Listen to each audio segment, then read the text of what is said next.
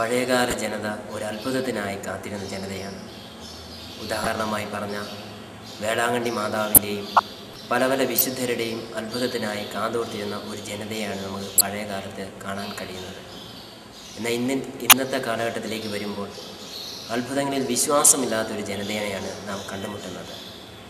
എന്നാൽ ഇന്നത്തെ കാലഘട്ടത്തിൽ ഈ ദേവാലയത്തിൽ ഒരു അത്ഭുതം നടക്കുകയുണ്ടായി. ആ അത്ഭുതത്തിൻ്റെ ചിത്രീകരണമാണ് സതീഷ് നിങ്ങൾക്കായിട്ട് ഈ ചിത്രീകരണത്തിലൂടെ ഒരു സന്ദേശമായി നൽകാൻ പരിശ്രമിക്കുന്നത്. ഈ ലോകത്തിലെ ഏറ്റവും വലിയ അത്ഭുതമെന്ന് പറയുന്നത് വിശുദ്ധ കുർബാനയിൽ യേശു അപ്പത്തിൻ്റെയും വീഞ്ഞിൻ്റെയും സാദൃശ്യത്തിൽ എഴുന്നള്ളി വരുന്നു എന്നുള്ളതാണ്. ഈ അത്ഭുതം നമുക്ക് ഉൾക്കൊള്ളുവാനായിട്ട് സാധിക്കണം. ഈ ദേവാലയത്തിൽ നടന്ന ഈ അത്ഭുതം ഒരു മദ്യപാനിയായ ഒരു ചെറുപ്പക്കാരൻ അതിൽ നിന്നും വിമുക്തനായിക്കൊണ്ട് സ്വകുടുംബത്തോടുകൂടി സന്തോഷത്തോടുകൂടി ജീവിക്കുന്നതിൻ്റെ ചിത്രീകരണമാണ് ഇതിലൂടെ നിങ്ങൾക്കായിട്ട് ഒരു സന്ദേശമായി നൽകുന്നത്. ഈ ചിത്രീകരണത്തിൻ്റെ പേര് മാനസാന്തരം എന്നാണ്. ഇതുപോലെ ഈ മൂന്നാറിലുള്ള ജനത ഇത് കണ്ടുകൊണ്ട് ഒരു മാനസാന്തരത്തിലേക്ക് വന്ന് ഈ സംരംഭത്തെ വിജയിപ്പിച്ചുകൊണ്ട് നമുക്ക് എല്ലാവിധ പ്രോത്സാഹനങ്ങളും അനുഗ്രഹങ്ങളും ആശീർവാദങ്ങളും സതീഷിനും അദ്ദേഹത്തോട് സഹകരിച്ച എല്ലാ വ്യക്തികൾക്കും നൽകിക്കൊണ്ട് നമുക്ക് ഈ സന്ദേശം ഹൃദയത്തിൽ ഏറ്റുവാങ്ങാം.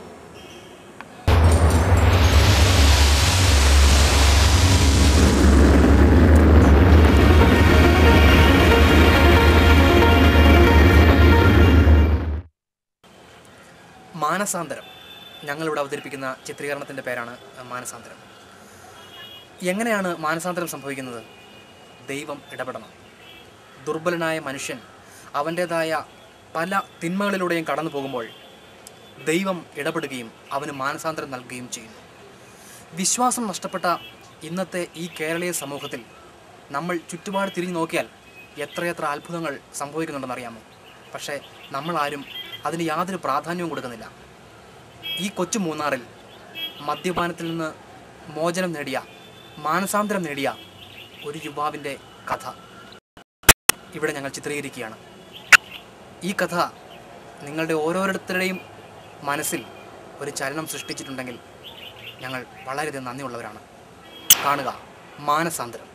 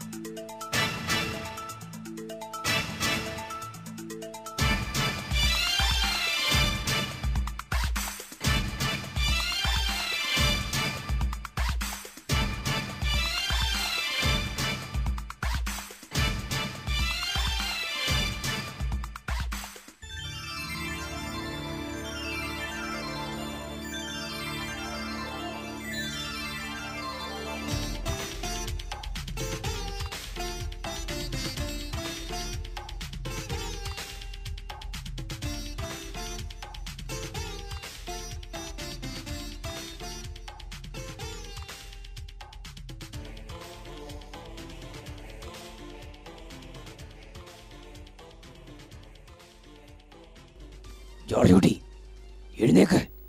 ഇങ്ങനെ കിടക്കപ്പായിൽ തിരിഞ്ഞും മറിഞ്ഞും കിടക്കുന്നത് ശരിയല്ല. ഓ, തല വേദനിക്കുന്നു. ഒരു 2 മിനിറ്റൂടെ കഴിഞ്ഞിട്ട് എഴുന്നേക്കാം.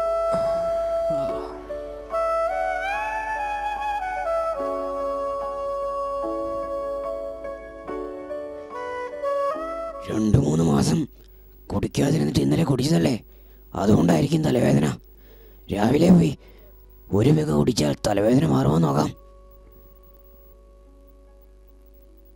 ഇനി മദ്യപിക്കില്ലെന്ന് 2-3 മാസം മുമ്പ് തീരുമാനിച്ചിരുന്നതാ. ഇന്നലെ വരെ അത് പാലിച്ചു. എന്തൊരു തലവേദന. ഇന്നലെ ബാറിലേക്ക് കൂട്ടുകാർ വിളിച്ചപ്പോൾ ഇനി ഒരിക്കലും കഴിക്കുകയായിരുന്നു കരുതി അവരുടെ കൂടെ ഞാൻ പോയത്. പക്ഷേ എല്ലാവരും കൂടെ നിർബന്ധിച്ചപ്പോൾ അവരെ വെറുപ്പിക്കണ്ട എന്ന് കരുതിയാ ഒന്ന് മദ്യപിച്ചു പോയതാ. അതോർത്ത് ഇനിയും എന്തിനാ വിഷമിക്കുന്നത്? മനസ്സ് വച്ചാ കുടി ഇനിയും നിർത്താൻ കഴിയും. ഇത് 2-3 മാസം കൊണ്ട് മനസ്സിലായതല്ലേ ഇപ്പോഴത്തെ ഈ തലവേദന മാറാൻ. ഇന്നുകൂടെ ഒരൊറ്റ പെഗ്, അതോടെ കുടി നിർത്തിയേക്ക്. ഓ, വേണ്ട വേണ്ട. എന്നാ ഇനി മദ്യപിക്കണ്ട. എഴുന്നേക്ക്, എഴുന്നേക്ക്. ക്രിസ്തുമസ് കഴിയില്ലേ? രാവിലെ പോയി കുറച്ച് കാർഡുകൾ വാങ്ങാം, എല്ലാവർക്കും അയക്കാം. വാ, എഴുന്നേക്ക്. എന്നാൽ ഇനി ഒരു 2 മിനിറ്റൂടെ കഴിഞ്ഞിട്ട് എഴുന്നേക്കാം. വേണ്ട വേണ്ട വേണ്ട, എഴുന്നേക്ക്. രാവിലെ തന്നെ വീട്ടിൽ പുറപ്പെടണം. അല്ലെങ്കിൽ ഇന്നലെ കുടിച്ചിട്ട് വന്നതിനെ പറ്റിയാകും അച്ചാമ്മയുടെ ചർച്ച. ശരിയാ, ഇനി ഇവിടെ കിടന്ന അച്ചാമ്മയുടെ ശല്യം. എന്തെങ്കിലും പറഞ്ഞ് പുറത്തേക്ക് തന്നെ പോയേക്കാം.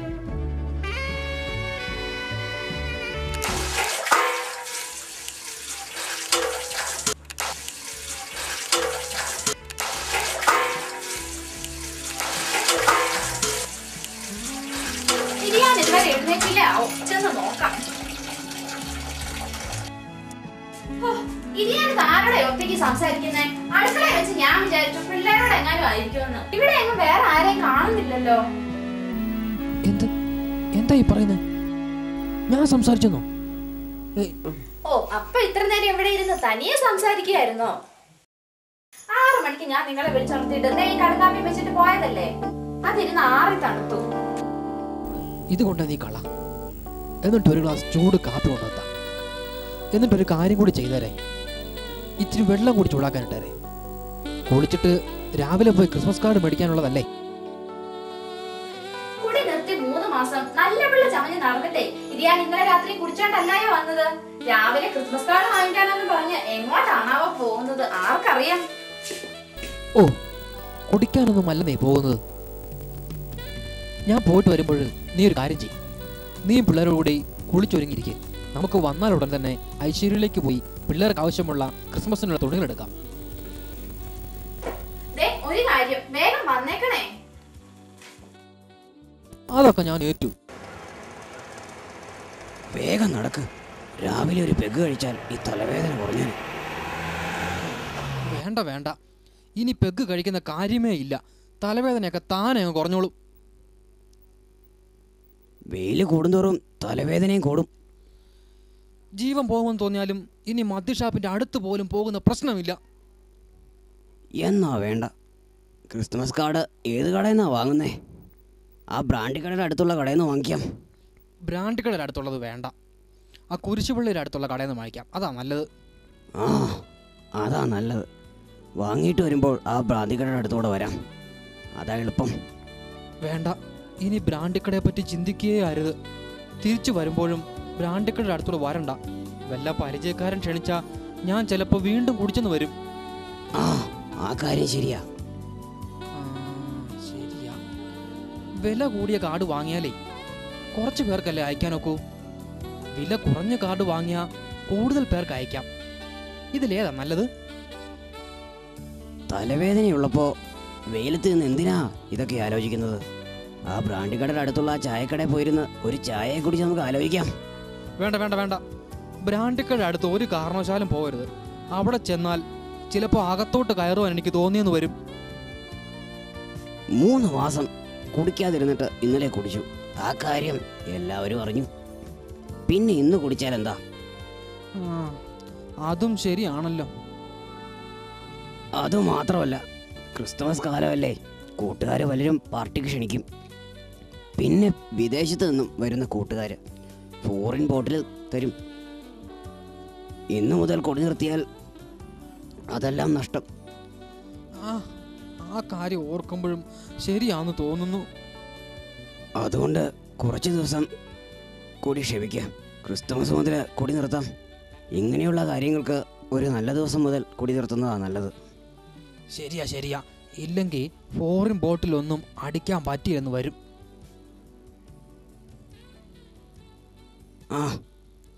അതും ഇതും വിചാരിച്ച് ബ്രാൻഡിക്കടയുടെ അടുത്ത് തന്നെ എത്തിയല്ലോ. നല്ല ലഹരിയുള്ള സാധനം വല്ലതും കിട്ടിയാൽ ഈ തലവേദന മാറുമോ എന്ന് നോക്കാം.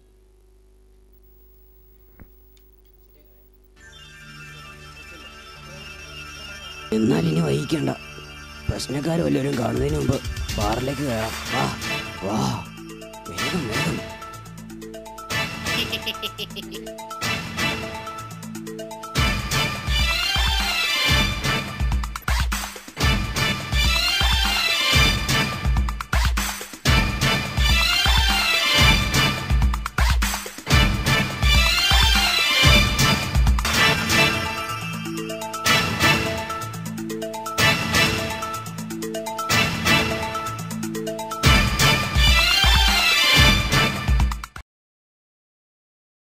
ദിവാരേട്ടൻ ടൗണിൽ പോയിട്ട് വരുന്ന വഴിയാണല്ലേ? എല്ലാവരും എങ്ങോട്ടാ? ക്രിസ്മസ് ഒക്കെ വരികയല്ലേ, പിള്ളേർക്ക് കുറച്ച് തുണിയെടുക്കാൻ വേണ്ടി ഞങ്ങൾ ടൗണിലേക്ക് പോവുക. അത് ഞാൻ രാവിലെ കാർഡ് വാങ്ങാനെന്ന് പറഞ്ഞ് പോയതാ, ഇതുവരെ വന്നില്ല. വന്ന ഉടനെ ഞങ്ങൾ ടൗണിലേക്ക് പോവും. നിങ്ങളുടെ അച്ചായനെ വരുന്ന വഴിക്ക് വെച്ച് ഞാനും കണ്ടു, പക്ഷെ എന്നെ കണ്ടില്ല. സ്റ്റേഷനറി കടയിലേക്കല്ല കയറിയത് വേറെ കടയിലേക്കാ. സത്യമാണോ? ഇപ്പൊ വരാന്ന് പറഞ്ഞ് രാവിലെ ഇവിടെ നിന്ന് ഇറങ്ങിയതാ. ഇവിടെ നിന്ന് ഒറ്റയ്ക്ക് പോയപ്പോഴേ ഞാൻ വിചാരിച്ചു ഇന്ന് 4 കാലിലെ വരവുണ്ടാവുള്ളൂന്ന്. കുറെ കാലമായിട്ട് പുള്ളി കുടിയൊന്നും ഇല്ലായിരുന്നല്ലോ. എന്ത് ചെയ്യാനാ, 3 മാസത്തിന് ശേഷം ഇന്നലെ വീണ്ടും കുടി തുടങ്ങി. ഇന്നലെ മൂക്കുമുട്ടം കുടിച്ച് ആ വഴി വീണ് കിടന്നിട്ടെ ആ ഓട്ടോക്കാരനാ ഇന്നലെ എടുത്തുകൊണ്ട് വീട്ടിൽ കൊണ്ട് വിട്ടത്. രാവിലെ തുടങ്ങും, രാത്രി ആയാല് കുടി അവസാനിക്കൂ. മൂക്കുമുട്ടം കുടിച്ചിട്ട് കഴിഞ്ഞാലോ പിന്നെ എന്നെയും പിള്ളേരെയും നന്നായിട്ട് തല്ലും. കേട്ടിട്ട് കഷ്ടം തോന്നുന്നു. അധ്യാനം കെട്ടിയത് പിന്നെ എന്നും പട്ടിണിയും ദാരിദ്ര്യമാ എനിക്കും പിള്ളേർക്കും. 3 മാസം വരെ ഒരു കുഴപ്പവും ഇല്ലായിരുന്നതാ. ഇപ്പതേ വീണ്ടും ഇന്നലെയും കുടി തുടങ്ങി. ഇത്തവണത്തെ ക്രിസ്മസ് എങ്കിലും നന്നായിട്ട് ആഘോഷിക്കാമെന്നോർത്ത് ഞാനും പിള്ളേരും സന്തോഷിച്ചിരിക്കുകയായിരുന്നു. എന്ത് ചെയ്യാനാ, ഈ മുടിഞ്ഞ കുടി ഇന്നലെയും തുടങ്ങി. ഇനി എന്താകുമോ ആവോ. അമ്മേ, ഇനി അച്ഛൻ വരൂലേ? ഇല്ല മക്കളെ, നിങ്ങൾ ചെന്ന് ഈ ഉടുപ്പൊക്കെ അഴിച്ചു വയ്ക്ക്. ക്രിസ്തുമസിന് പള്ളിയിൽ ഇട്ടുകൊണ്ട് പോകാൻ ഇതല്ലേ ഉള്ളൂ. ഇനി വീട്ടിൽ ചെന്ന് കീറിയതും പഴയതും ഒക്കെ ഇടാം.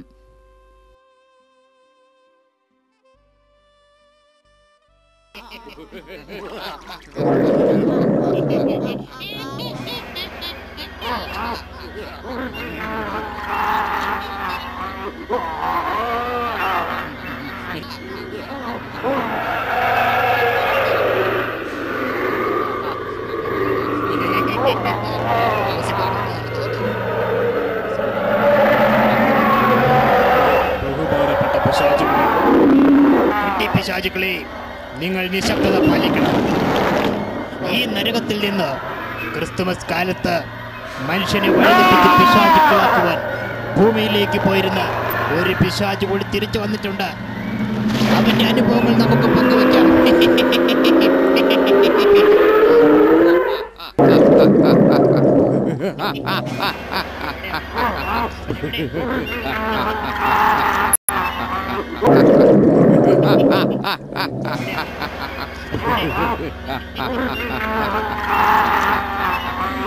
വർഷമായി ഞാൻ ജോർജ് കുട്ടിയെന്ന ഒരു ഫാക്ടറി ജീവനക്കാരൻ്റെ കൂടെയായിരുന്നു. യാതൊരു ദുശീലവുമില്ലാതെ അയാളെ 4 വർഷം മുമ്പ് ശരിക്കും ഞാൻ കഷ്ടപ്പെട്ട് ഒരു മുടു കുടിയനാക്കി. കൊള്ളാം. അഭിനന്ദിക്കുവിൻ, അവനെ അഭിനന്ദിക്കുവിൻ. മിടുക്കൻ. കൈയടിക്കുവിൻ. കഴിഞ്ഞ 4 വർഷമായി ശമ്പളം കിട്ടുന്ന പണം മുഴുവൻ കുടിച്ചു തീർക്കുകയാണ്. വീട്ടിൽ പട്ടിണിയും ദരിദ്ര്യവുമാണ്. കിടപ്പാട്ടം പട്ടിണിയിലാണ്. 1 വർഷം ആ വീട്ടിൽ ക്രിസ്തുമസ് ഇല്ല. അഭിനന്ദിക്കുവിൻ. ആ പിശാച് സഹോദരന്റെ മിടുക്കിൽ അഭിനന്ദിച്ച് എല്ലാവരും കരഘോഷം മുഴക്കട്ടെ. പക്ഷേ 3 മാസം മുമ്പ് അയാൾ കുടി നിർത്തി. മദ്യപാനം മൂലം കഷ്ടത്തിലായിരുന്നു ആ വീട്. രക്ഷ പ്രാപിച്ചു. വീണ്ടും ഞാൻ ചെന്നു. പക്ഷേ 3 മാസം മുമ്പ് അയാളുടെ ഒരു കൂട്ടുകാരൻ മദ്യപാനം മൂലം കരുണാസുഖം വന്ന് മരിച്ചു. അതറിഞ്ഞ് ജോർജ് കുട്ടി മദ്യപാനം നിർത്തി. ഞാൻ ഒത്തിരി ശ്രമിച്ചു. പിന്നെ അയാൾ കുടിച്ചില്ല. പക്ഷേ എൻ്റെ അശ്രാന്ത പരിശ്രമം മൂലം ഞാൻ അയാളെ കുടിയന്മാരുടെ കൂട്ടുകാരുടെ ഇടയിൽ എത്തിച്ചു. നിർബന്ധിച്ച് അയാളെ വീണ്ടും കുടിപ്പിച്ചു. അഭിനന്ദിക്കുവിൻ.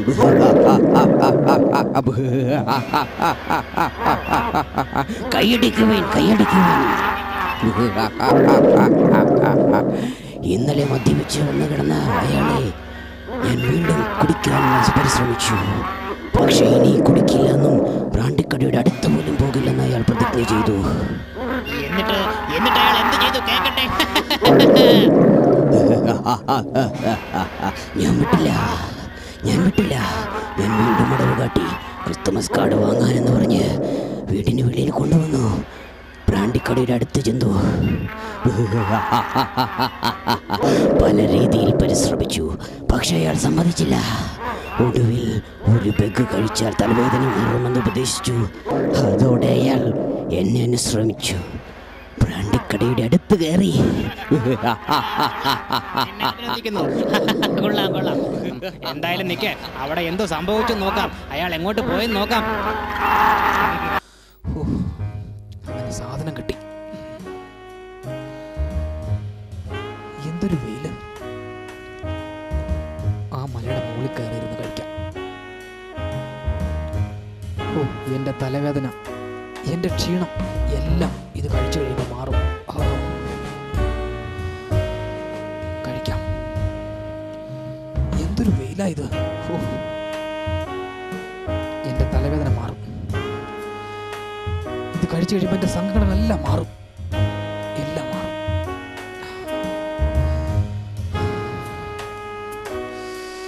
കഴിക്കുക തന്നെ.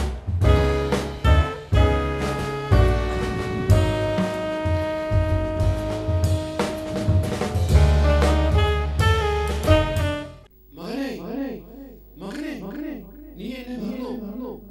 എന്നെ കൽപ്പനകളെ നീ ലംഘിച്ചോ. എന്റെ കൽപ്പനകൾ ലംഘിച്ചാൽ നിനക്ക് വരണോ. ദൈവമേ, ദൈവമേ, അയ്യോ, ഞാൻ നിന്നെ മറന്നല്ലോ.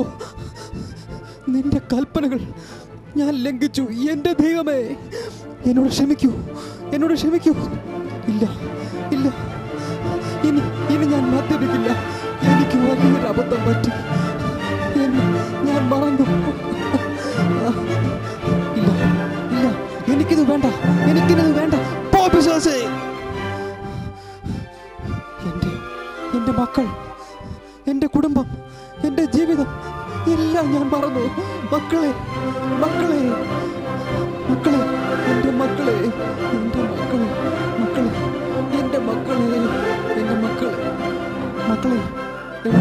എവിടെ മക്കളെ, അമ്മ എവിടെ?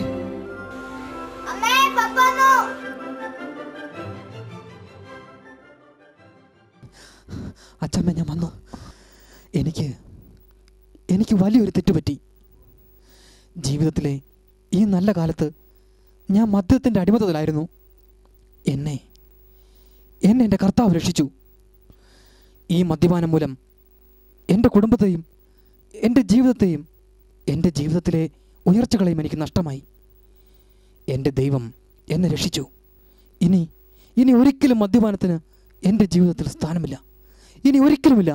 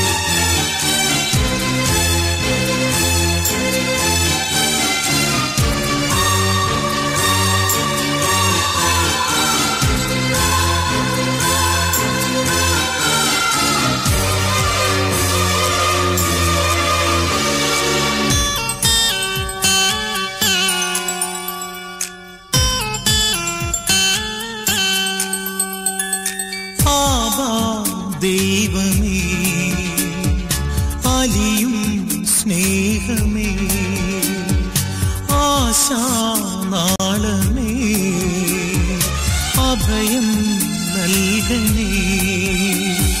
നിന്റെ ദിവ്യരാജ്യം മഞ്ഞിടത്തിൽ വരണം, നിന്റെ ഉള്ളം ഭൂമിയിലെങ്ങും നിറയാൻ. മണ്ണും വിണ്ണും പാടും നിന്റെ പുണ്യഗീതം, ആരിടത്തിൽ ദൈവരാജ്യം പുലരാൻ. അന്നുള്ള ദിവ്യഭോജൻ ഞങ്ങൾക്കിന്നും നൽകിയിടേണം സാധനാമഹേശനേ.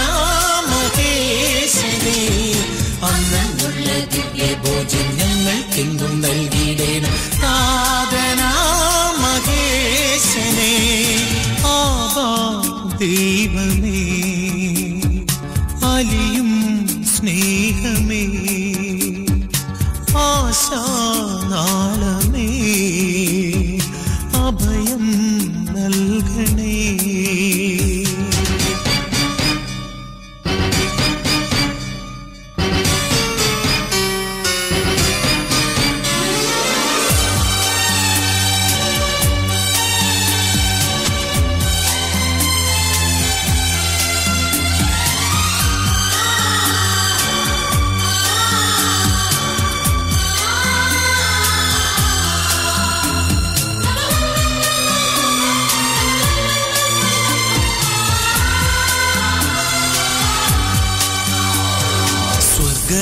സിയോനിൽ വാനദൂതരെല്ലാരും കീർത്തിക്കും രാജാവേ.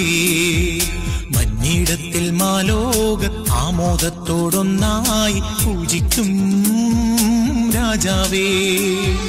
സ്വർഗരാജ്യ സിയോനിൽ വാനദൂതരെല്ലാരും കീർത്തിക്കും രാജാവേ. മഞ്ഞിടത്തിൽ മാലോകർ ആമോദത്തോടൊന്നായി പൂജിക്കും രാജാവേ. നിന്റെ ദിവ്യരാജ്യം മഞ്ഞിടത്തിൽ വരണം, നിന്റെ ഉള്ളം ഭൂമിയിലെങ്ങും നിറയാൻ. മണ്ണും വിണ്ണും പാടും നിന്റെ പുണ്യഗീതം, ആരിടത്തിൽ ദൈവരാജ്യം പുലരാൻ. അന്നുള്ള ദിവ്യഭോജൻ ഞങ്ങൾക്കെന്നും നൽകിയിടേണം സാധനാമഹേശനേ. ആവാ ദൈവമേ അലിയും സ്നേഹമേ ആശാനാളമേ അഭയം നൽകണേ. നിന്റെ ദിവ്യരാജ്യം മഞ്ഞിടത്തിൽ വരണം, നിന്റെ ഉള്ളം ഭൂമിയിലെങ്ങും നിറയാൻ. മണ്ണും വിണ്ണും പാടും നിന്റെ പുണ്യഗീതം, ആരിടത്തിൽ ദൈവരാജ്യം പുലരാൻ. അന്നുള്ള ദിവ്യഭോജൻ ഞങ്ങൾക്കെന്നും നൽകിയിടേണം സാധനാമഹേശനേ. ആവാ ദൈവമേ അലിയും സ്നേഹമേ ആശാനാളമേ അഭയം നൽകണേ.